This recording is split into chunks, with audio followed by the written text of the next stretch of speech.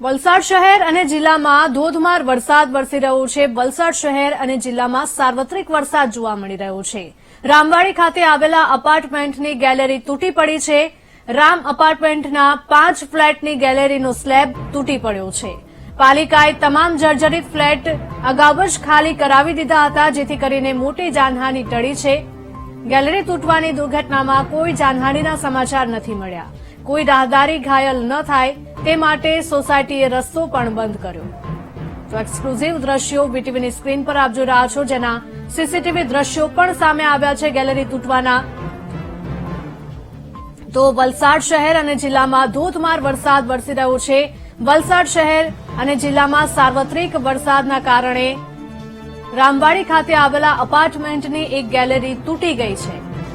રામ અપાર્ટમેન્ટના 5 ફ્લેટની ગેલેરીનો સ્લેબ તૂટી પડ્યો હતો। પાલિકાએ તમામ જર્જરિત ફ્લેટ અગાઉથી જ તકેદારી રાખીને ખાલી કરાવી દીધા હતા। ગેલેરી તૂટવાની દુર્ઘટનામાં કોઈ જાનહાનિ નથી થઈ। કોઈ રાહદારી ઘાયલ ન થાય તે માટે સોસાયટીએ રસ્તો પણ બંધ કર્યો છે। વલસાડના દ્રશ્યો સામે આવી રહ્યા છે। વલસાડ શહેર અને જિલ્લામાં ધોધમાર વરસાદ વરસી રહ્યો છે, જેના કારણે એક દુર્ઘટના ઘટી હતી। વલસાડ શહેર અને જિલ્લામાં સાર્વત્રિક વરસાદ નોંધાયો છે।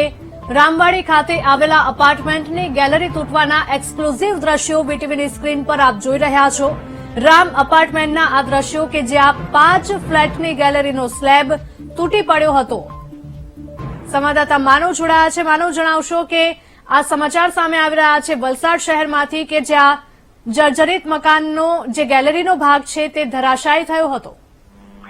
જી, જણાવવાનું કે જે આ વલસાડમાં સવારથી જ અવિરત વરસાદ વરસી રહ્યો છે ને જે રીતે ભારે વરસાદ વરસી રહ્યો છે તેને લઈને ક્યાંક ને ક્યાંક આ ઘટના બની હોય તેવું લાગી રહ્યું છે ને જે રીતે આ રામવાડી વિસ્તારનો જે બિલ્ડિંગ છે તેના 5 ફ્લેટના જે ગેલેરીના ભાગ તૂટી પડ્યા છે ને આ સમગ્ર ઘટનાના લાઈવ